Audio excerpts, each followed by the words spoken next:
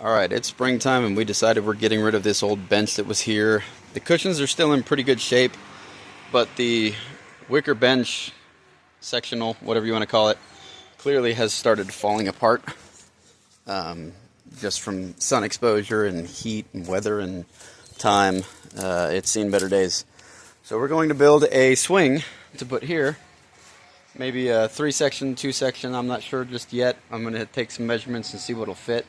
Definitely not going to be all 4, but that's okay. I think one of these cushions is getting to the point where we need to get rid of it. But yeah, see what we're going to do. Take some measurements, figure it out, and build something nice. Probably move all these plants here over to this side because the dogs like running through this area and knocking everything over. So that's why this is here. But yeah, springtime, got a lot to do. Get all the grapevines put back up the way they need to be, trimmed up. So we're going to walk you through the process of us building this this bench. So first things first, we're going to get this area cleared and things moved around, and we'll be back.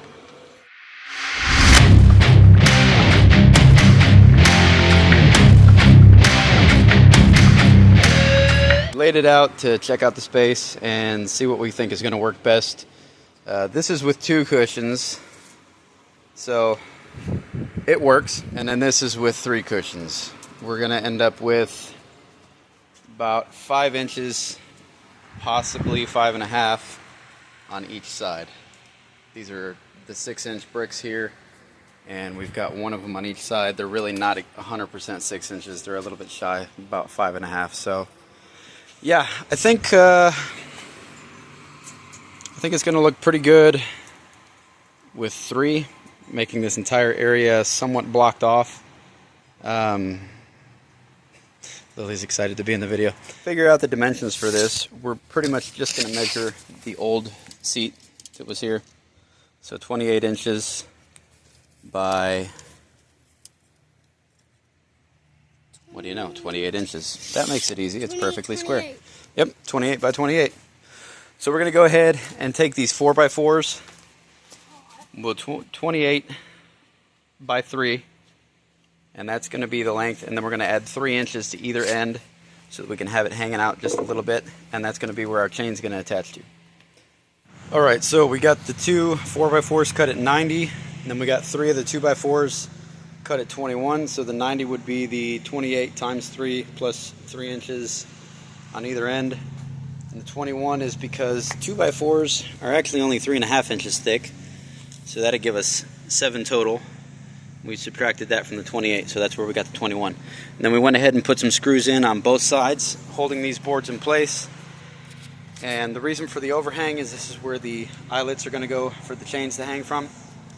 So yeah, now we're going to go ahead and get some pieces made up for the back, and then we'll put some boards across this. Alright, so we're going to be attaching the boards.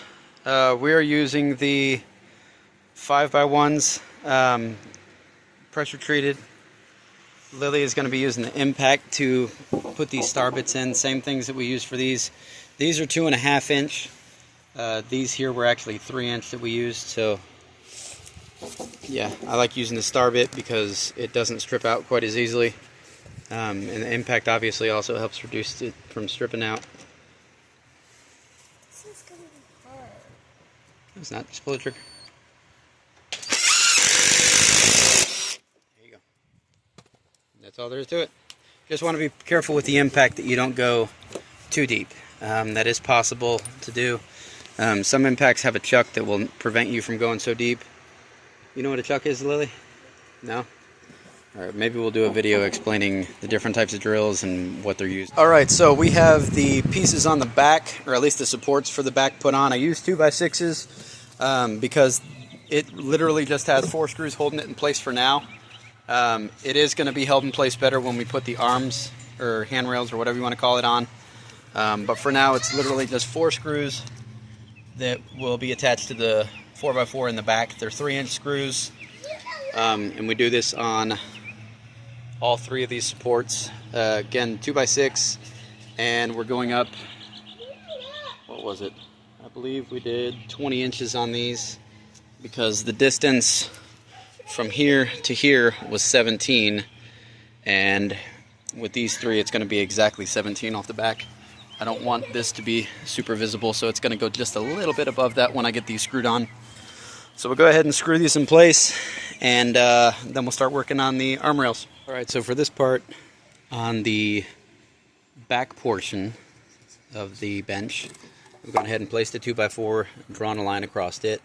We're going to find the center here, and we're going to drill a hole, and then we're going to do the same thing on the other side. In the front, we're just going to find center and center, and then drill the hole there. And that's where our eye bolts are going to go for attaching the chains. Alright, so once you've got everything marked out, go ahead and drill the holes. Sometimes it's easier to flip it on its back to drill the holes so that you can get all the way through. Tried putting some blocks beneath it, but decided to just lean it on its back because it's going to be a lot easier to get these bolts tightened up. I'm using the 3/8 bolts, eye bolts that are 6 inches long. The 6 inches is the overall length, and that way it's going to give you enough to stick through the bottom to get the nut on. And I am using a washer on the top and the bottom.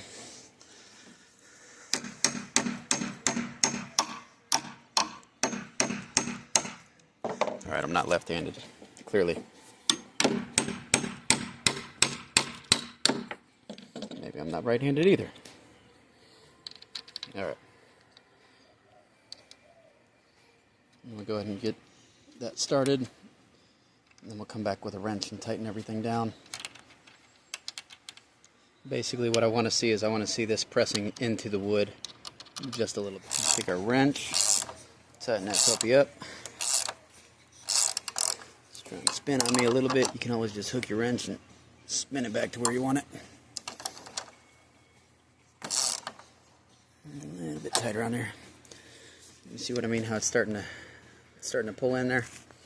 So that's what we want to see. So we'll do that with the rest of them. So the distance here on the back is about 2 3/4 inches, and then obviously a 2x4 width here. So we're going to go ahead and notch this 2 3/4 inches this way, and the 2x4 width this way, and that will be situated about 8 inches up, so that when it's all said and done, it will look something like this. And then all we'll have to do is come back later on with a router with a 3/4 inch, I'm sorry, half inch, bleh, try that again, reset, with a 1/4 inch round over bit to round these edges out. Right now we'll just go over with it and sand it lightly, but it is going to look a lot better with the rounded edges. Alright, so the arms are in place. A little bit rough looking right now. Have to get that 1/4 inch round over bit for the router. Give a little bit more of a rounded edge here and around here. It'll end up looking something similar to this. But yeah, so we'll come back and get that once I go and get one of those bits. But for now, this looks pretty good. Yeah, now all we got to do is attach the eye hooks up here and then get the chain set up, put the cushions on, and test it out. Okay, so I didn't think about this beforehand, but these might actually be a little bit in the way. It is what it is. We're not going to be swinging like crazy people because it's just going to be on the pergola. When you're doing these eyelets, eye hooks, whatever you want to call them, eye bolts, it's definitely a good idea to drill a pilot hole, and it still can be a pain in the butt. So what I like to do is get one of these open-ended ones, chuck it up in the drill, and we'll go.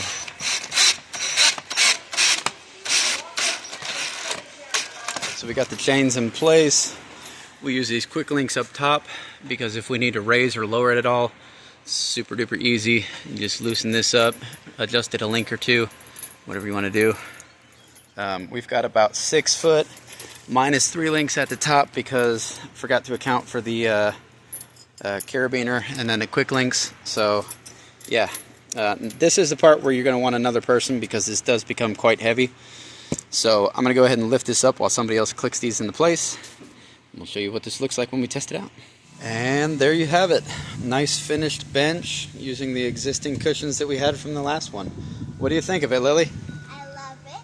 Yeah? And you should do one of these too if you have the right materials. And if you have your own own business and you watch Brian's videos to help you, you can also use it for clients. All right. Yeah, you can definitely build these for somebody else, build it for relatives, or just build it and sell it on Facebook Marketplace or whatever you use to sell them. It's not super difficult. You see, it's pretty basic materials. I'd hazard to guess if you got the measurements figured out and cut a whole bunch of these, got all the pieces ready, you could probably get one of these thrown together in an hour and a half. So, yeah. What do you think, Lily? Give it a thumbs up? I give it a thumbs up plus a thumbs up, which is 2 thumbs up. All right.